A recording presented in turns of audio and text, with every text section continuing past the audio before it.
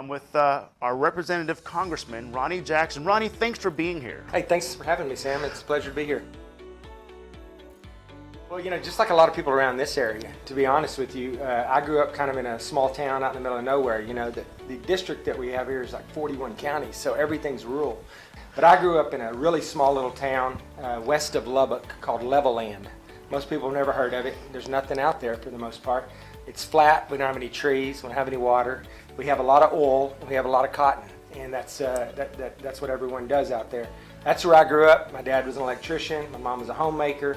I went to Cactus Elementary, and then I ended up going to Levelland High School, and I was Levelland Lobo, and then I ended up going to junior college. And I wasn't going to really go to college. I had no intention of going to college. It wasn't a priority for anybody in my family. Nobody. I was the first person in my family to ever go to college. Finished my degree at South Plains College, my 2-year degree, and then went straight to Texas A&M at Galveston, where I was a marine biology major. I finished my education there. Towards the very end of that, I needed a little extra money because I met my future wife. She showed up at school there, and I was the resident advisor. I was an RA, and I checked her into her room.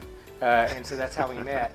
And then when I started dating her, I needed a little extra money to take her out and do stuff. So I went across the street and got a job at the hospital. There's the University of Texas Medical Branch, which is the biggest, the main medical school for the University of Texas. And I went over there. I never ever thought about being a doctor. It never crossed my mind.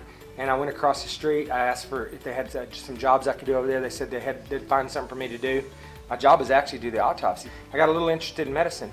And I decided, I might want to be a doctor. Right. So I applied for the Health Professions Scholarship Program. It's a military program where they pay for your med school. You can go anywhere you want in the United States. And I loved what I was doing. I spent my entire day just, fast roping out of helicopters, jumping out of airplanes, locking out of submarines with the SEALs, blowing stuff up, shooting all kinds of guns. It was like being 14 years old and getting a paycheck, right?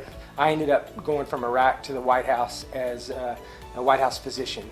And then I spent 3 years with the Bush administration, 8 years with the Obama administration, and 3 years with the Trump administration. So I spent my last 14 years on active duty at the White House. All right, so you've been in the military for all this time. Yeah. And so what is the thing that you miss most about Texas? I miss being home. I miss the people in Texas. It's the main thing, because the people in Texas are very different than people, anywhere else in the country. Certainly different than the people up in the Northeast and on the West Coast. And just a lot friendlier, just a lot more fun to be around.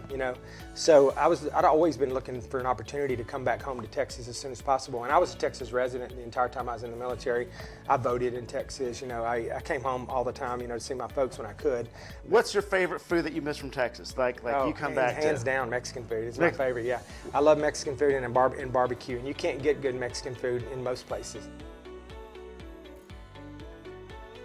Well, really, it was just the nastiness of it all. Like I said, I worked for 3 presidents. I worked for Bush, Obama, and Trump. And so I just got really disgusted and frustrated. And honestly, there's a period of time where I was like, I hate this place. I can't stand D.C. I can't stand the people here, the politics here. It's disgusting. It's a swamp. It's a sewer. And I just wanted to go home. I just more than anything, I want to get out of here. I want to go home to Texas. And that's all I could think about.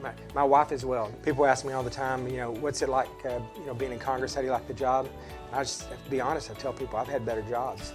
I'm doing it because I got frustrated with what was going on in this country, and I saw the direction we were headed back in 2019, and I just think it's gotten a lot worse. And we got to get our freedoms back. We can't. The government's way too involved in our day-to-day lives. There's just very few things that we pay the government to do. They should provide a national defense for us and things of that nature. And I just want a small government that stays out of our way and lets us, basically have the American dream and makes it available to everybody.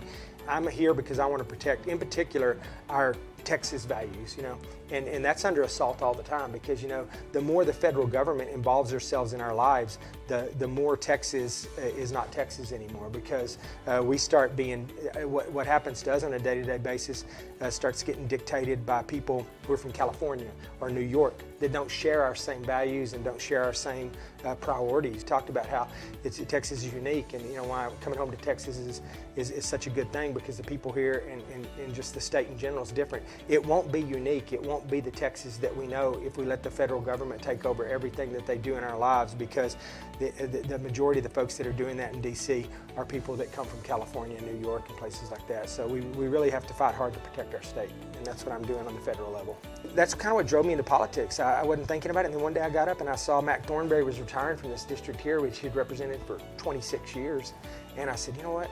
I could go up there and I could do something about what's going on in this country. I could get in that race and I could represent those folks up there without changing anything about who I am. Politically, socially, culturally, economically, I'm on the same page. Because you were born and raised here. Because I was, exactly.